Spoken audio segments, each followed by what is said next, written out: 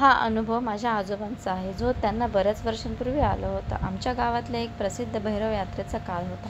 आम्ही मूळचे सांगलीचे, पण आता पिंपरीत राहतो. मात्र दरवर्षी भैरवाची यात्रा असली की आजोबा त्या यात्रेला न चुकता हजेरी लावतात.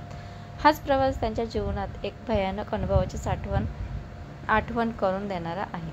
आमच्या गावाजवळच असलेल्या भैरवाच्या मंदिरात दरवर्षी यात्रा भरते. या यात्रेला सकाळीच निघावं लागतं, कारण मंदिराचा डोंगर मोठा आणि खडतर आहे.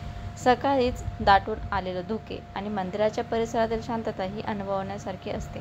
यंदा देखील नेहमीप्रमाणे आजोबा सकाळी लवकर उठले आणि प्रवासाला निघाले. पिंपरीहून सांगलीपर्यंतचा प्रवास करून ते तासगावहून पठारवाडीच्या भैरवाच्या डोंगराच्या दिशेने निघाले. तासगावच्या बस स्थानकावरून उतरल्यावर आजोबांनी एका जीप चालकाला विचारलं की भैरवाच्या यात्रेला जायचे, भाडे किती घ्याल?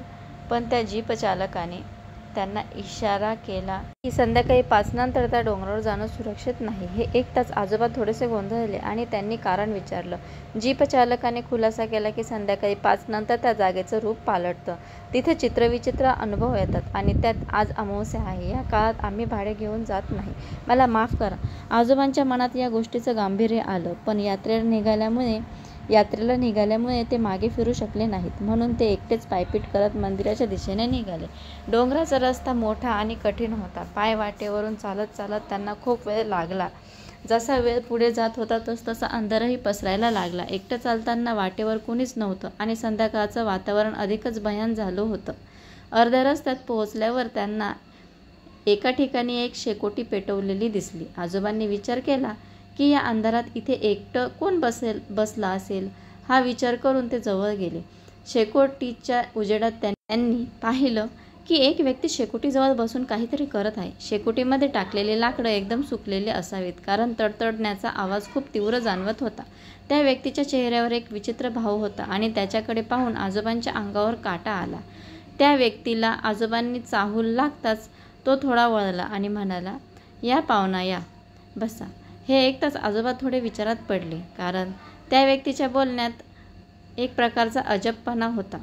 आजोबांनी त्याच्या बोलण्यावर जास्त विचार न करता त्याच्या शेजारी थोडं लांब बसायचं ठरवलं. तो माणूस पुन्हा बोलला, तुमच्याकडे तंबाखू आहे का? आजोबा खिशात हात घालून तंबाखू काढण्यासाठी पाहू लागले. तेव्हा त्याचं लक्ष त्या माणसाच्या पायांकडे गेले आणि अचानक त्यांना विजेचा जोरदार धक्का बसला. त्याचे दोन्ही पाय शेकोटीजवळ नव्हते, तर शेकोटीच्या आत भाजत होते. तो तडतडण्याचा आवाज त्याच्या पायाच्या हाडांचा होता.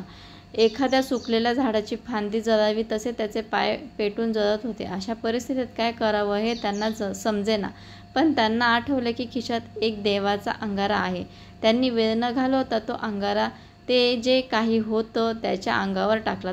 ताबडतोब त्या माणसाच्या डोळ्यात बदल दिसायला लागला. तो अचानक जोरात ओरडला, उठला आणि अंधारात पळत दिसेनासा झाला.